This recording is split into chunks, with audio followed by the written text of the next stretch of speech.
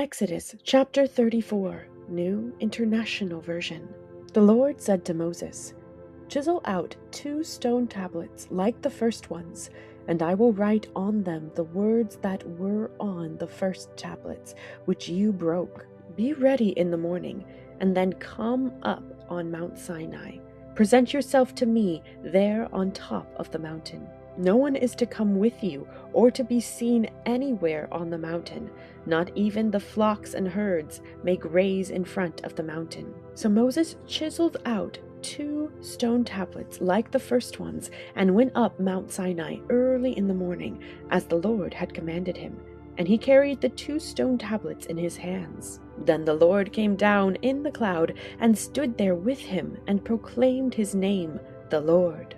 And he passed in front of Moses, proclaiming, the Lord, the compassionate and gracious God, slow to anger, abounding in love and faithfulness, maintaining to love thousands, and forgiving wickedness, rebellion, and sin.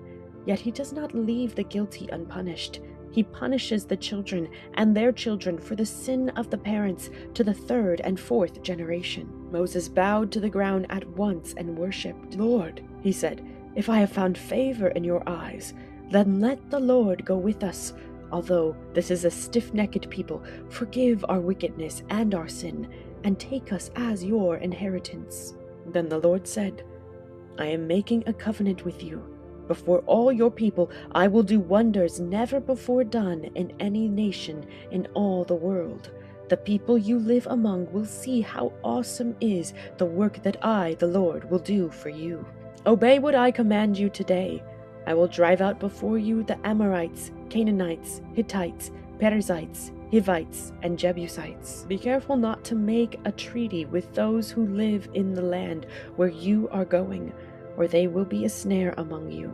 Break down their altars, smash their sacred stones, and cut down their Asherah poles. Do not worship any other god, for the Lord, whose name is jealous, is a jealous God. Be careful not to make a treaty with those who live in the land, for when they prostitute themselves to their gods and sacrifice to them, they will invite you, and you will eat their sacrifices. And when you choose some of their daughters as wives for your sons, and those daughters prostitute themselves to their gods, they will lead your sons to do the same. Do not make any idols. Celebrate the festival of unleavened bread. For 7 days eat bread made without yeast, as I commanded you. Do this at the appointed time in the month of Aviv, for in that month you came out of Egypt.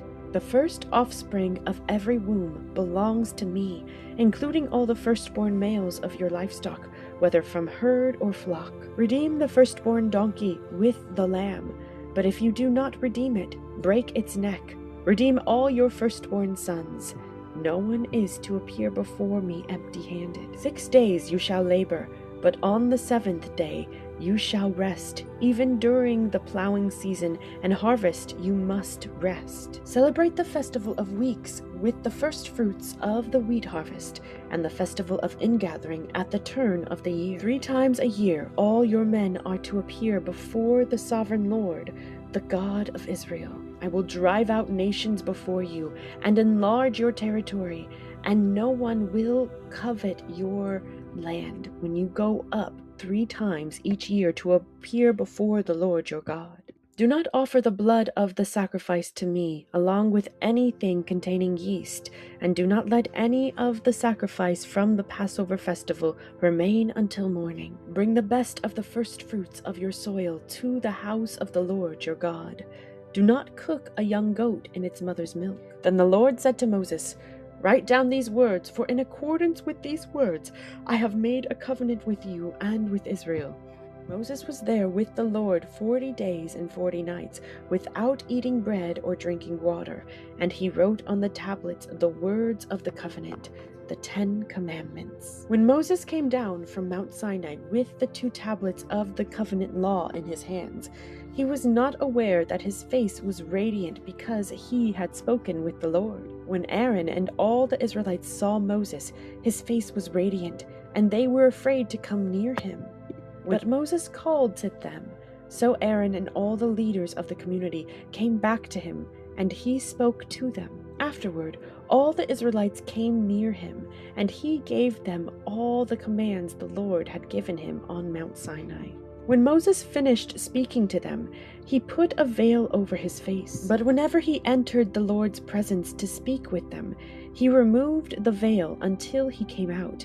And when he came out and told the Israelites what he had been commanded, they saw that his face was radiant. Then Moses would put the veil back over his face until he went in to speak with the Lord.